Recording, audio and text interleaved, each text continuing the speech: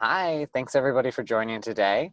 I'm Austin Sandmeyer, a marketing manager with Beekeeper, and we have Mark Whitten here, the senior business leader in the automotive industry, and he's here to share some of his experiences and learnings over the past couple of years with us, and we're super excited to have you today, Mark. Thanks very much, Austin. I appreciate it. I'll get right into it. So I've actually been presenting this in terms of engaging workforce and culture over the last 2 years.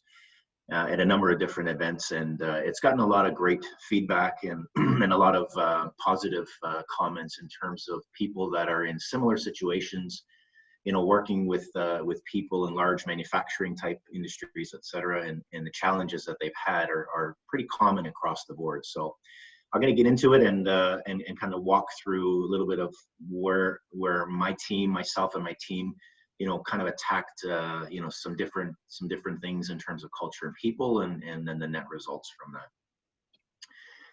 So culture, and really, I'll talk about culture. I'll talk about people engagement, engaging workforce, and in the different vehicles in terms of, pardon the pun, in terms of how to really impact. And some of the key takeaways, and this is something that I truly believe. Culture is the character and personality of your organization. It's what makes your business unique, and there's a lot of different types of businesses that this applies to. It's the sum of its values, traditions, beliefs, interactions, behaviors, and attitudes. You do not build a positive culture by providing free snacks to your employees or by having gym facilities in your workplace. To start, you begin building positive workplace culture by clearly communicating to the company's vision and talking to and listening to employees and understanding their needs. That's a really important thing. Engaging the people ultimately is what drives business results, in my opinion. In my experience, when you walk into a workplace that has a poor safety record, it typically 9 times out of 10 also has quality issues, has employee morale issues, has financial hardships, and they're really all connected, in my opinion, because and there are other obviously mitigating factors, but the one thing that's pretty common is how a workplace and a work culture is engaged. Are the people engaged on the shop floor? Are they giving that discretionary effort? Are they working hard? Are they happy? Do they want to come to work every day? These things make a big difference. If you can imagine, the employees do not want to be coming to work every day. If they get up every day and they think, oh God, I hate this job, I don't want to go there again. I mean, you're not going to get extra effort out of people when they don't want to do what they're doing, or they're not passionate about it. So it's really important in terms of creating that culture and that expectation, which will ultimately help drive business results. So in my journey, and this is for me more than one time, I've been in a similar situation. I'm using the most recent example, but really I've done this now more than once, and very similar in situation.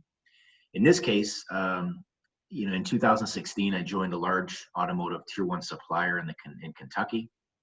It was a big facility, about 835,000 square feet of manufacturing facility. At the time, was about 350 million in revenue back in 16, just under 1,000 employees, UAW, with a long service factor. The plant had actually was built in '86, but it had changed hands multiple times. So it was originally the Bud company, and then it was a ThyssenKrupp company, and then the company that I worked for was working with purchased it in 2006.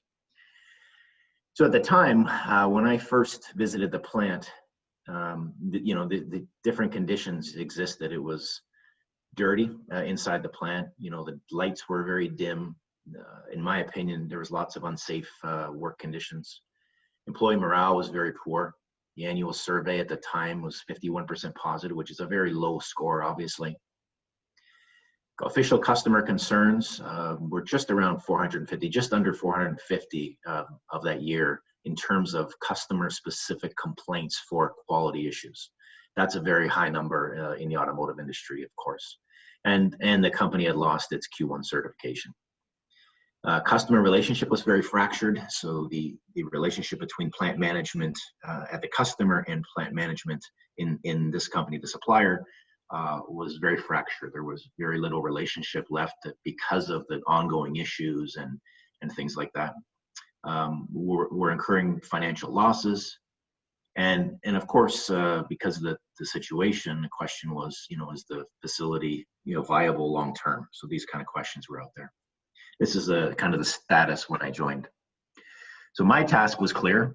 I needed to get in and impact the results quickly. And I was given a significant amount of autonomy to do that, to accomplish that task. And that was important as a senior, as a general manager at the time. It was important to be able to get in there and make decisions quickly and impact results. And if there was a lot of bureaucracy and red tape, I suppose it would be much more difficult in terms of being able to quickly get those actions implemented. So the following really presentation just walks through the approach that myself and team took in terms of what we felt had to be done to really impact the plant quickly. And just to kind of lay it up a little bit in terms of, so you can buy into the what I'm about to present to you. If I go back to, early this year, we had received, so from 2016, the current status, what it was through 17 and 18. In February of 18, we were actually given a Most Improved Supplier Award from the Ford Louisville Assembly Plant, the Ford plant, which was our customer. And that was the one that had the fractured relationship. So within about a year, we were able to, really start demonstrating what we say we do in terms of the customer. And they recognized our efforts in terms of trying to improve both quality and delivery. And for that, they recognized us as their Most Improved Supplier. And that was a significant turn in terms of the relationship. The official customer concerns in 18 were 49 versus just under 450 the 2 years earlier. And the employee survey went from 51 to a 67% positive in a year. So even though 67 is still, I wasn't satisfied with that. It certainly was a move upward in a tough cultured plant, going through lots of challenge. It moved in the right direction in terms of that. So we were happy at least for the positive momentum.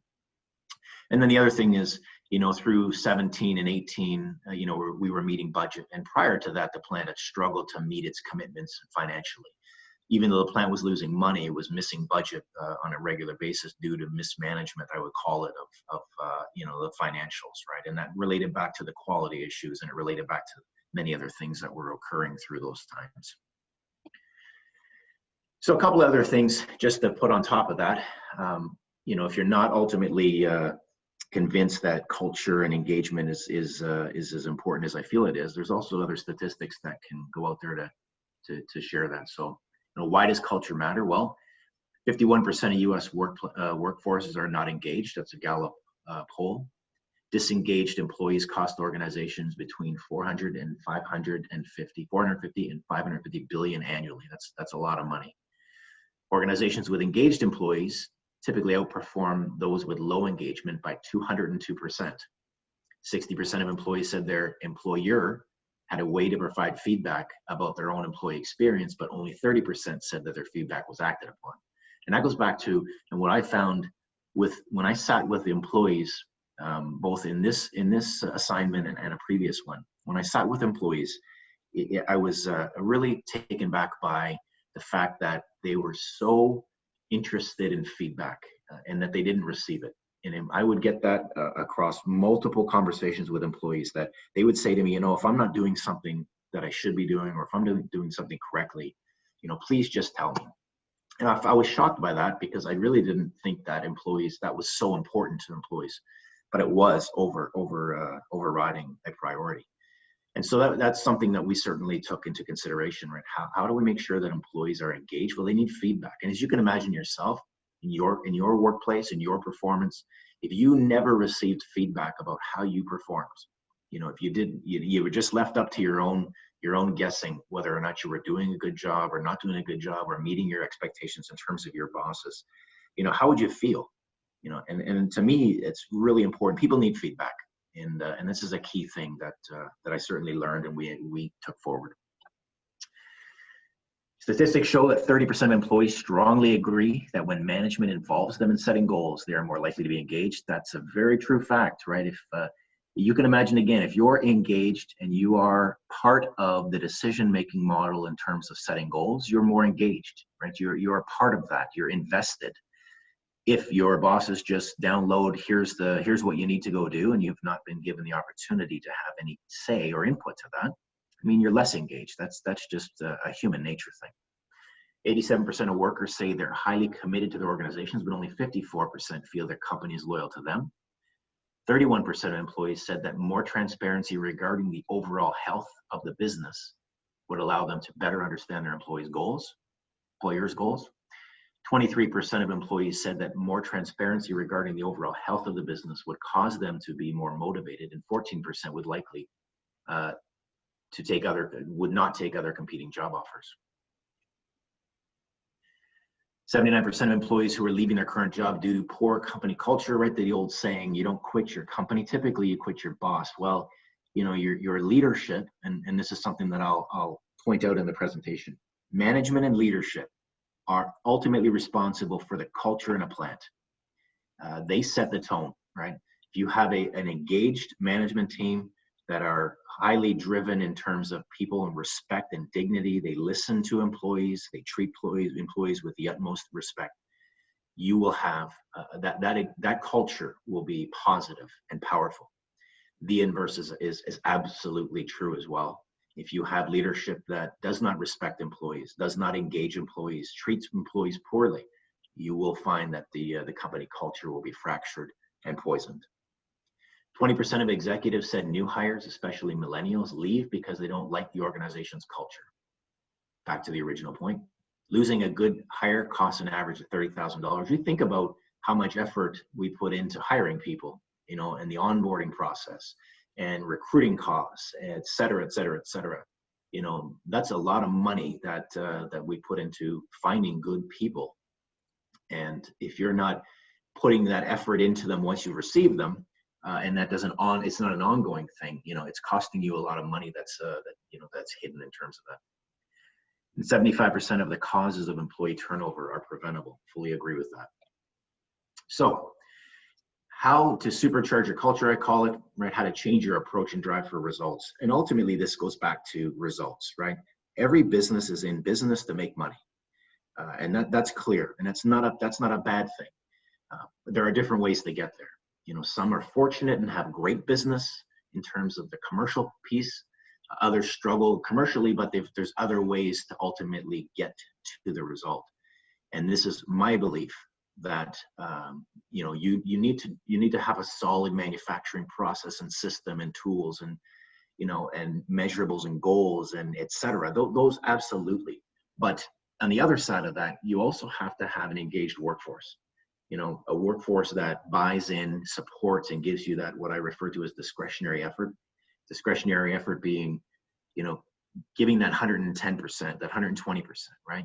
Not just coming in, punching the clock and leaving, you know, but making that extra effort, working harder, you know, and really putting that effort in. And you get that by engaging.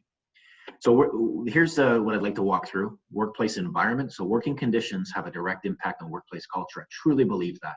You know, it's bright lights, clean, organized, safe, better than dark, dingy, smoky, and the other. Organizational goals. So do employees know and understand what the goals of the organization and how they are to achieve them? Again, you know, to some degree, your shop floor employees have to be bought into the goals. They have to be bought into the goals. What I mean is you want to engage them somehow in the development of those, but they got to be bought in. And then they have to ultimately understand how they impact them. I think that the fracture there is you can set goals, but if the employees don't understand how their contribution will ultimately impact the goal, you lose that in momentum. So they got to understand you impact this goal by doing these activities, right? And the more you can connect that, the better off your results will be and the better engagement you'll get from your workforce. Organizational structure. So I use the term inch wide, mile deep versus, you know, the mile wide, inch deep. So it's really digging in and having a structure that supports, you know, the business in terms of performance. So do employees know who they report to? And although that sounds rudimentary, my experience in more than one opportunity is you multiple managers, managers reporting to managers.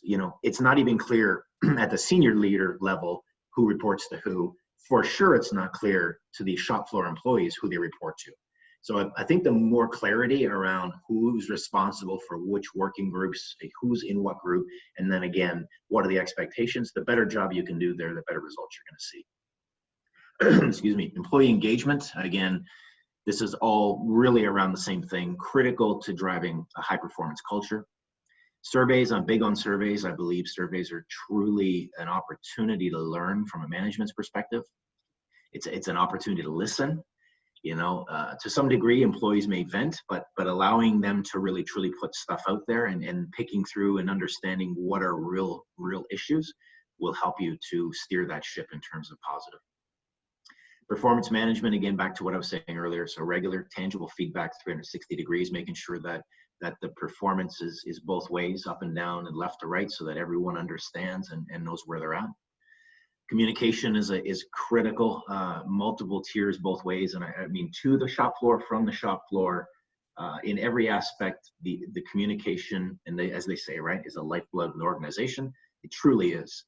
And the more you can communicate effectively, the more clarity you can provide to your workforce, the less you deal with rumors, the less you deal with untruths, the more you can really focus people on what's important every day versus spinning off on the side, talking about different rumors that they've heard today because management isn't communicating effectively or clearly. And then the leadership approach.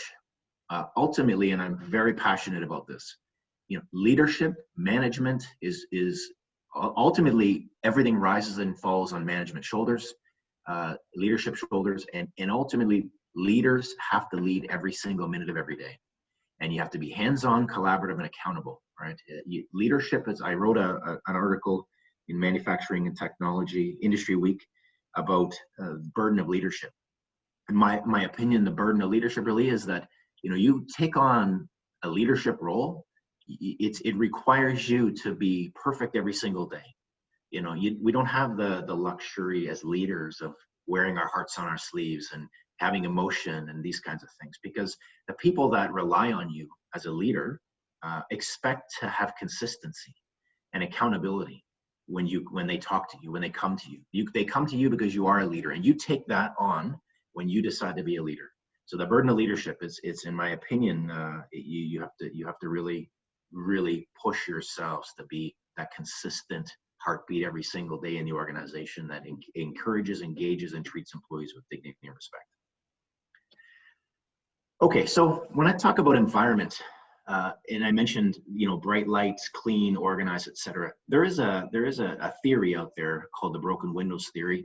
You can Google it. There's lots of information out there. But essentially, what it is the broken windows theory. It really says that the environment will ultimately drive the culture, right? What's acceptable, not acceptable. If you think about going into certain cities in a certain area, and you come to, these old factories with broken windows, and, you typically, what you find is you'll have crime, disorderly crime, you'll have graffiti, you'll have these types of things. And that environment really states to people that it's okay to, for that environment. So typically what you have is drugs and prostitution and crime and murders and these types of things. The opposite is also very true in that, if your expectation in your environment is clean, orderly, it's the people will typically fall into the behavior of the environment. Really, in short and long term, that's really what the broken windows here. There's a lot more to it than that. Essentially, if I take that to a manufacturing workplace example, when I'll come back to this again when I get to leadership. But one of the first things I did in this facility was walk the shop floor with management. So I think it was on my first day, actually. I asked the management team to walk me through the process. Let's go to the floor. I'd like to observe, see what's going on out there. But I walk at the back of the group. And the reason I do that is so I can observe management's behavior, because ultimately environment, culture, et cetera, are driven by management's behavior. What I found when I first started to that first day, that first walk, is I observed management walking past garbage on the floor. I observed management with their earplugs. You had to have mandatory earplugs and eye protection, etc. But they would have their glasses on their head, their earplugs hanging out, be talking on their phones while they're walking, which was another rule you weren't supposed to. They'd cut across aisles, so they wouldn't follow the designated pedestrian walking.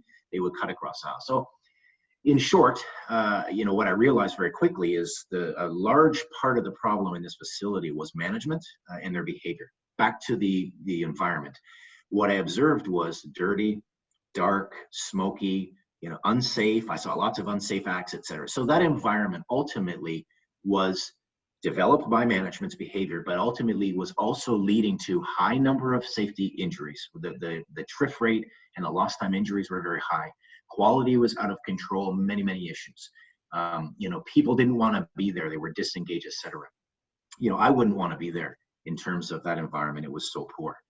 So the first thing we really did was go after the environment. We changed the lighting out to LED. We cleaned the plant. We clean. We really put an effort in on the housekeeping side and put some of the 5S elements we started really to try to create an environment of what was expected. And what was expected was professionalism, a high level of requirement in terms of safety and quality, etc. And that management and employees needed to follow the rules, right? The safety rules, the quality rules, these kinds of things. And we did, and we had great results from that. And in fact, many customers who had been in the plant years before, when they came back to visit us, were impressed beyond measure. They couldn't believe how nice the plant looked. And in fact, I did receive many times from different customers, big customers, Daimler, Volvo, and others, that they were very impressed with the plant. I mean, one of the cleanest plants they had been in. And that for me was a real testament to what our leadership team was able to do, and our employees, right, and their engagement in terms of maintaining the facility. So don't shortchange in terms of this. Environment is important, right? And it will drive safety, and it will drive quality, and it will drive engagement of employees. If your workplace is bright, clean, etc., people take pride. If it's the opposite, well, that's true as well. So then goals, organizational goals. What are the goals of the organization? Again, the more clarity you can provide to the workforce, the more clarity that employees have on what are the goals and how do I impact them, the better results you're going to get. So our process at the time was to define what we refer to as wildly important goals. That's a Covey system, WIGS. That's around the accountability measures. So we had sub-WIGs, so you had like kind of the high-level goals and then sub-WIGs, and we had broken into business units, and then we had plant-wide goals, et cetera. And we really had the cadence of, hour by hour, shift by shift, day by day, week by week, month by month. So the different metrics were measured in different ways, but they were very clear. They were on the shop floor. Employees knew what the goals were. We talked about the goals at employee meetings, et cetera, which I'll touch on. We kept them abreast of where we were all the time so that there were no surprises. So we also refer to as the cadence of accountability. So as I just mentioned, right, WIG scoreboards, area boards, line side boards. We had a daily frequency, an hour by hour, shift by shift. We had operator cycle clocks so that they could understand, with their cycle times in and out. We used end-on boards for escalation as required, et cetera. So lots of data, lots of information, lots of tools to use around goals and to make sure that employees understood where they were.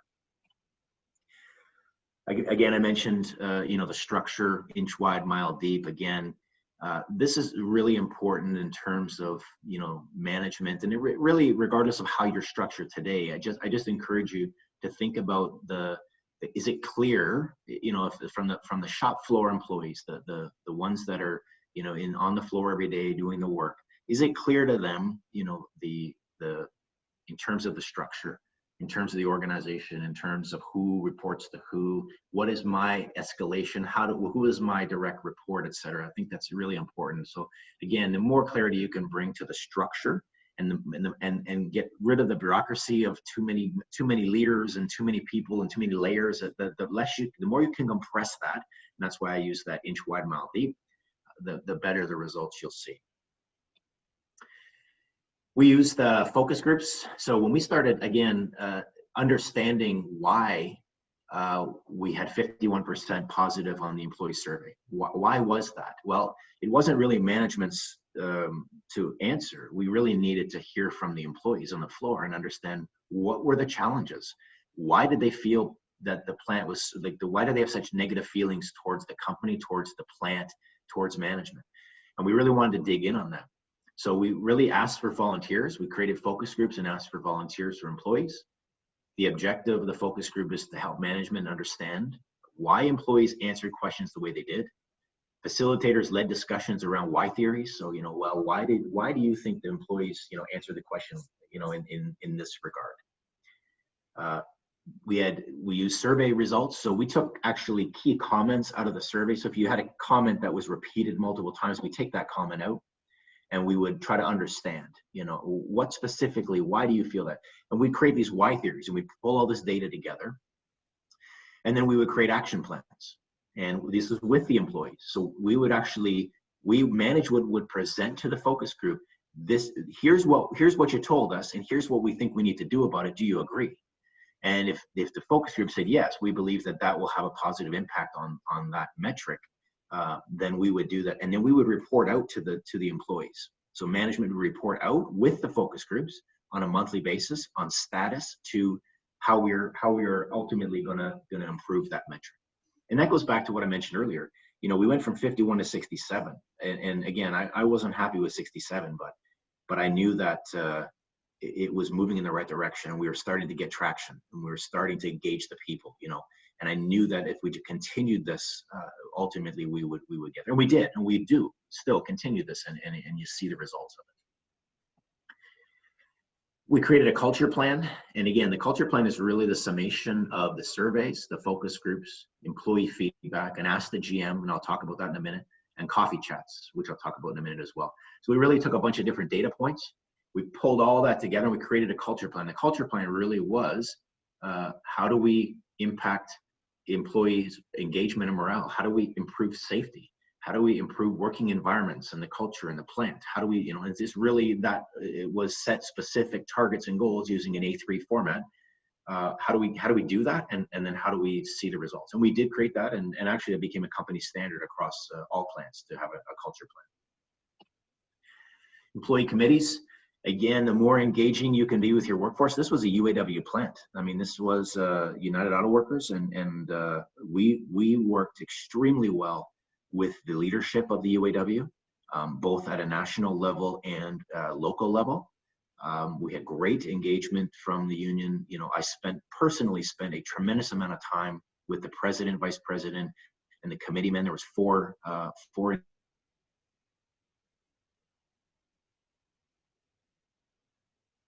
individuals in terms of that. The business, they understood what we were doing. We talked for hours and hours because I ultimately recognized that those four gentlemen had a voice on the shop floor.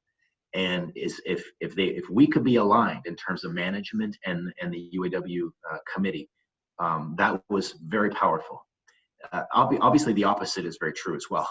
If we, we're speaking two different languages all the time, that's just going to drive chaos and confusion in the workforce. And so it was very important to me to partner with the UAW, and I did, and I have nothing but great to say about those four individuals in particular, and about the UAW in this case. We worked very well together, and we there was very positive results from that. And they were engaged ultimately to accomplish the same thing that management wanted to, right? Engaging people, better results, etc. It was for everybody's benefit. So back to this, we committees, fairness committees, we created safety committees, social committee. We had a bunch of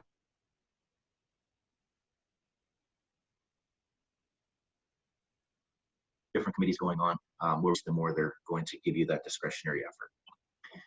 We created simple things like safety concern forms, right? Again, one of the common themes in the employee survey was management doesn't care about safety, management doesn't fix, etc. So ultimately that's concerning to me. So, I mean, along with a number of other things, one of the things we did was we empowered employees by developing a 3-part form. And this 3-part form simply was, if any safety concern, now just to clarify, any serious safety incident or concern or imminent danger we stop immediately and we fix. That was the expectation. That was made very clear to employees. You stop and fix. We do not do anything unsafe. However, if you have an idea you'd like to share, then we've got this safety concern form. And really what this was a mechanism for accountability for management. So if I'm an employee, I fill out my safety concern, I put down what my suggestion is on how we can improve safety. I take the first copy, I give the second copy to my supervisor, and the third one goes to the safety committee. And that way we create a full circle to make sure that every single one of these safety concerns got followed up on. It didn't go into a black hole and just disappeared. It ultimately got reacted upon, et cetera. So this was an important part of engaging people again. Monthly celebration events. We actually, on the culture plan, had a 12-month plan for every single month. We did something to celebrate with employees. Some of them were easy, like Valentine's and different events, things like that. And then other ones, we asked employees, well, what do you want to celebrate in this month or that month? And we came up with different ideas. And ultimately, the social committee and the UAW supported and put a lot of effort in. But we did things like Valentine's, Father's Day, Mother's Day, et cetera. Celebration for team accomplishments. We had Christmas open house. So we actually invited all the employees and their families, extended families, into the plant. And we actually put jump houses and we had Santa Claus and different things inside the plant. So that a couple of things there. One, if you want to bring your family to the place you work and show them, what you do every day and where you work, that's very, very important. And it's pride. People are proud about that. But the other thing is, and I used to say this to the employees all the time, you certainly don't want to bring your family in here if our plant's dirty, right? So we have to make sure we maintain the highest level of expectation in terms of cleanliness, et cetera. So again, helping the employees to buy in, making it not my problem or the management's problem that there's garbage on the floor, making it everybody's problem. So that was a big part of it. And we did summer cookouts, et cetera. Other things we did, and I don't think I mentioned it others, management, in particular, myself as the general manager in the AGMs, we would sign every single birthday card for every employee, personally sign it and send it to them to their homes for their birthdays. And we did that on a regular basis for years and continues. Back to surveys. Again, I'm very big on surveys. I think that the more data, the more information you have, the better ultimately your decision making will be and the better your plan will be. So in our case, the surveys are broken into 8 sections. The first one is around engagement. And there's questions, and I'll share a couple of questions in a moment. Leadership resources, motivation, direction, coaching and feedback, training, human resources, compensation in the plant. So those are the categories. Some example questions. I have a strong understanding of our company's mission, vision, and values. I feel that I am part of a team and that my contributions make a difference. Personal favoritism and intimidation are not tolerated. Have trust and confidence in my direct supervisor manager. In the last 6 months, my direct supervisor manager has talked to me about my performance. My direct supervisor manager treats me with dignity and respect.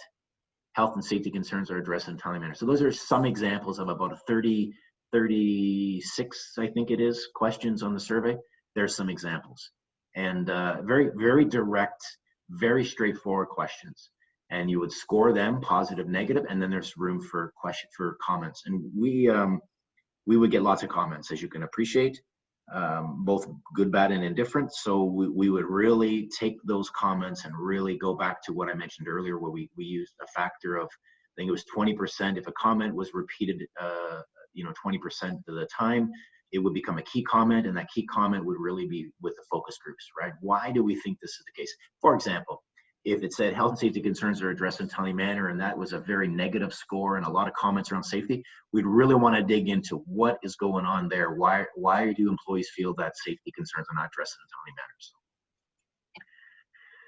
performance management, I say regular, tangible feedback for all employees. This is not just salaried employees. I mean, hourly shop floor employees, and I talked about this right at the beginning. Having employees given the opportunity to receive feedback and understand where they are and what they need to do to improve is very powerful. And my learnings through conversations with employees over the last few years, and in one case, in one of my assignments, I sat down with 550 employees for 30 minutes. That was an epic undertaking. It took me long beyond a year to do, but I learned a tremendous amount of information by listening to employees. And as I mentioned, one of their key comments was around getting feedback, getting some feedback that ultimately, I could do something with. I knew where I was. I knew where I was in terms of the expectations. We also use tools like colors, 360 self-assessments, DISC, and Profile XT. These are great tools in terms of, and this is more so on a salaried side, management side, but it really is an opportunity, for people to understand their own typical ways of working, their behaviors. But it also gives a great opportunity, in one in particular, Profile XD. I like them all. I've done them all, and I think they're very, very powerful in terms of your own personal development. But the Profile XT one, you could overlay your entire management team, for example, and you could really see, once you shared the data with the management team, you really understood, why some leaders struggle with each other, right? Because they're different in the way they think. And once you present that, it really it gives them an opportunity to understand each other and work better together. So we found very positive results by using these tools. The open door process, something was introduced in my earlier career when I was with Magna. It is an extremely great idea. It's a powerful tool, and this really does away with the hierarchy. It allows employees to go directly to the highest level in the organization. Now, having said that, as a general manager, I certainly encourage employees to utilize and talk to their supervisors, give their supervisors an opportunity to address their concerns. Failing that, if they've done that and they're not getting the responses that they feel are due them, then they can circumvent the entire process and go directly to me. And I've had many times employees come direct to me. And once you open your door up and people know that they can come in and out, it's incredible how many people will come talk to you each and every day. And again, another opportunity, if you're a senior leader in your business or regardless of that, if your employees are willing to come talk to you, that in itself is a very powerful thing, because they're going to share information with you. They're going to help you to better understand, and you're going to build relationships with them. So the open door process is not only just for complaints, et cetera. I would have employees just stop in and just ask, how you doing, Mark, today? Et cetera. Just, these kinds of things. And again, the more you can build that type of relationship with employees, the better your results are going to be. That's my experience. Employee meetings, I mentioned earlier a couple of times, these are really important in terms of communication and sharing information. We have monthly employee meetings. It's a company requirement, and we do it, for us, we have it under our WIGs. So we do it for what we say SQDCM, safety, quality, delivery, cost, motivation. We touch on each and every one of those. We have data that we share in terms of our goals to each of those. So again, the employees know where you are. Every month they know what's going on in terms of the goals, et cetera. And then at the end, I shared what I call the rumor mill. And I would typically share a couple of rumors that I had heard, just to get them warmed up, and then let them ask their questions. Again, why do that? Well, in my opinion, again, if you don't want rumors to be running your shop floor. And I wrote about this one in Industry Week as well, right? The rumor mill can be a very powerful thing in terms of creating your culture, your engagement of your people. If there's a rumor flying around your shop floor that the plant's going to close, or that the plant's lost significant money, or something's going to happen. I mean, it's incredible how those can gain traction very quickly. So, I take the opportunity to make sure that I clear the road and make sure there's no rumors out there that are false rumors. I want to make sure that I talk to the truth with the employees and that they understand exactly what's going on every day, right? Now, I can't share everything, of course, and I wouldn't, but what can be shared with employees, I make sure that they're aware of and that they've got the facts and not rumors. Coffee chats. This is a really good one. This was an idea that I came across in one of my previous assignments. The HR manager presented that to me, and I thought it was a great idea. And this simply is just take random employees. The HR manager and myself sit down with these employees, and there's no agenda. And it's coffee chat because we have coffee, we have cookies, or whatever. We invite employees up, and it's interesting. And each and every time it's the same. You bring a bunch of the employees in, maybe 7 to 10 employees. And they sit down, and everybody's very quiet, and they don't want to say anything. And so I would start off with just sharing, what's going on. Like here's a couple of updates on the business, And as soon as one employee starts sharing, it's incredible how the rest of them will then, basically just, barrage you with questions and comments and different things. So again, it's a great way to get connected to your floor and understand what's really going on. What are employees really saying out there? What's the feelings out there? Are you on top of it? Are you addressing it? Or, are you making sure you got the right things going on there? So very important, and also a great thing, and lots of positive feedback from employees. And Ask the GM box, had this outside my office. It was a little box that you could put a slip of paper into. It was a lockbox. So if you had a question or comment, you would take the form, you'd fill it out, you'd put it in the box. And what I would say is I'd answer every single question. I only had one rule. If it's derogatory or it's about another person, I won't answer it. Everything else is okay. If basically ask any question, and what I would do is I would answer the question, but I put them on the televisions, and I'll get to the television monitors in a moment, but we put them on the TVs throughout the plant. So one employee asked one question, but I share it with 1,000. So I would never use the employee's name. I would just put the question and I would put my answer. And again, it was another opportunity to clarify rumors, to make sure that people had the truth, they had the information as best they could answer it. So we did that, and that was a very powerful. And I always had many Ask the GMs, right? The employees loved it, that they could do it. They could do it anonymously. They didn't have to put their name down, etc. So it's a great way to get more data off your shop floor. This is the monitors I mentioned. We put televisions in cafeterias, in hallways, in the break areas, in the employee entrance. We had them everywhere, and it would basically just cycle through different information. So we would put on schedule changes, dates, events, employee celebrations. In some cases, we did birthdays, employee spotlights, and then the Ask the GMs. So I would put, if I had 10 or 12 questions, we'd put them all on there, and I'd put my answers on there, and the employees could just read them. And again, making sure that communication was clear and across the board. One-on-one meetings, did this differently in the most recent assignment. I did it differently than I did it in my past life. In my past life, I mentioned I met with all 550 employees. That took me a long time to do, and that's okay. It wasn't about the time it took to do. It was really about the information and the learning I got out of that. So I think it was very powerful. I changed it slightly in 16, where I kind of met randomly with different employees, because I had coffee chats, Ask the GMs, and one-on-ones going on. We had a lot of different mechanisms to gather information.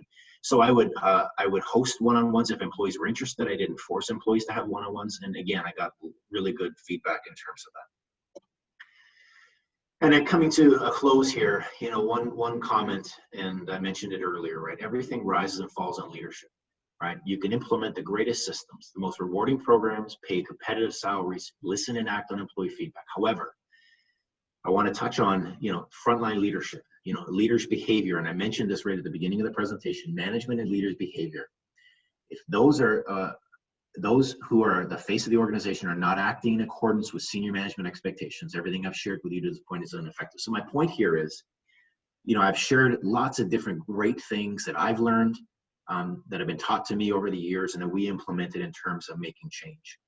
However, if management's behavior, back to picking up garbage on the floor and wearing your safety glasses and your hearing protection, if management's behavior is not conducive of the things that we talked about here today, and are not in line with, and are not, in terms of dignity and respect and people's safety and foremost and these kinds of things, if that's the case, everything you're doing here will be ineffective, because leaders will ultimately drive a different message home. It won't be what senior management, what the general manager is saying all these great things, but the frontline leaders are saying something different.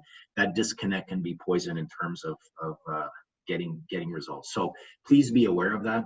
Please make sure that your leadership at all levels must act and think in the way that the most senior person, in your case, or the way that the company's expectations are in terms of that, right? Treating people with dignity and respect, following up on people's concerns, right? Listening to employees and acting upon their feedback. If every single leader is not doing that, you will have a fracture in the system. It will break, and you will have a gap in terms of your results. Powers of perception, again, are another thing, and it goes back to the same thing I mentioned, right? When you walk on your manufacturing floor, are you walking the talk? And again, this is something that I can't say enough. Are you following the safety rules? Are you picking up the garbage? Are you leading by example is really what this is. Are you leading by example? Do you engage your employees through motivation and purpose? Do you lead by accepting accountability? What I mean by that is all leaders lead every minute of every day, right? There's no option. It's the burden of leadership. You have to be accountable. You have to listen. You have to act upon it. It's a higher requirement, but that's why you're a leader. So perception is powerful.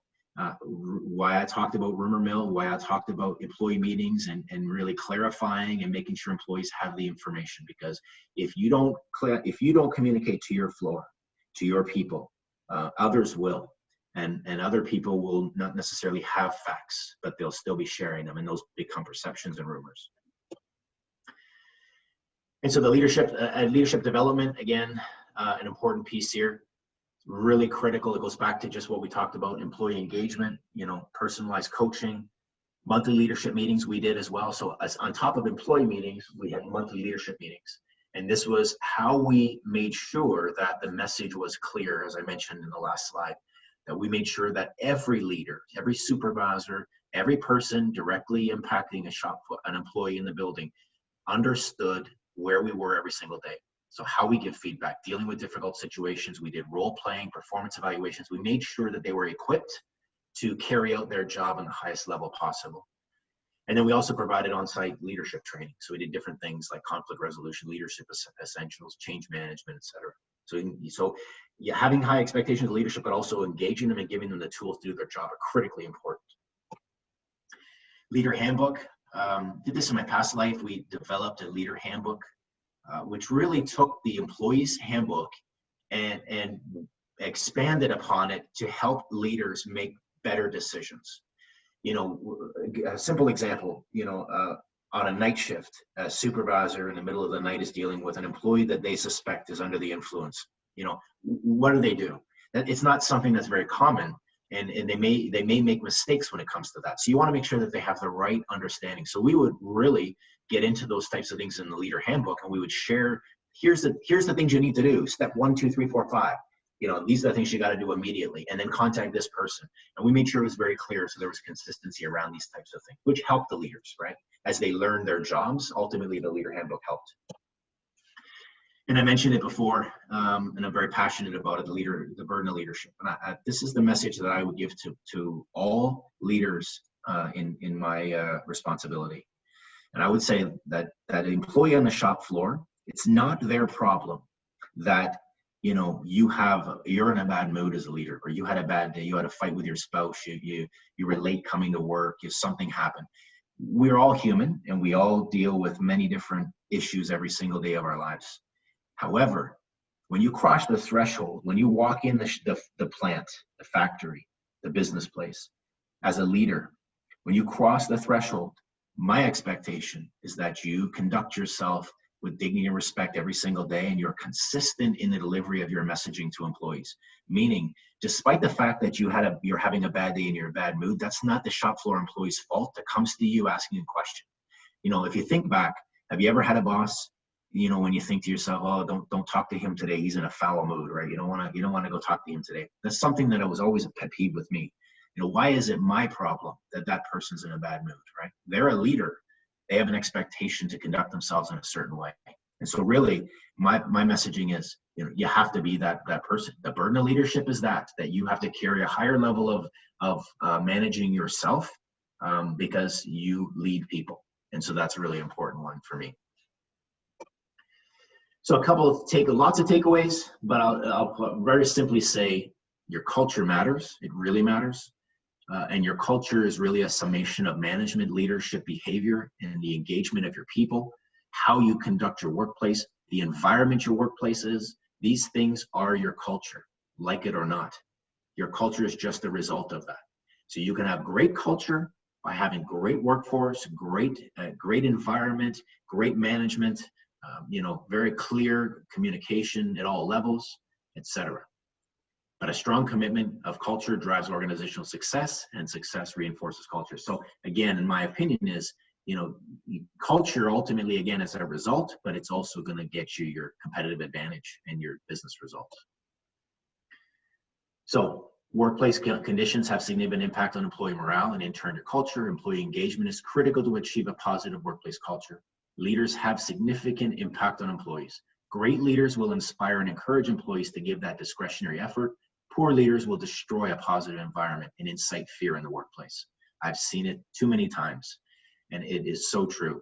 Again, leadership will ultimately decide by their behavior what the culture looks like. And as leaders, you have influence on people's lives inside and outside of the workplace. Don't minimize that impact you have, good and bad. So I say that, you know, it's like throwing a rock into a lake and seeing the ripple effect. You know, not only do you impact employees when they're at work, but when they leave work and go home, you know, how have you impacted them? Do they take their work home? Do they come home and they're angry, they fight with their spouse, they yell at the kids, they kick the dog because they've had a bad day? So please don't ever minimize the impact that you personally have on people and those who work for you. You need to make sure that you do right by them each and every day. And in summary, there are many things we can do to engage our people and drive culture. I believe strongly, if you are not already, you should consider some of the ideas we reviewed today. However, if your leaders, again, do not display the desired behaviors and support your vision through their actions, I suggest your efforts are in vain. So again, going back to leadership. So that's the presentation. I hope that I was able to at least give some ideas on things that can ultimately help you. I thank you and good luck. I'm on LinkedIn, that's addressed there, and also you can get a hold of me at card2299@hotmail.com, and I thank you very much. Thanks so much, Mark. A recording of all of this will be sent out to everybody. Thanks so much for joining us, and have a great day.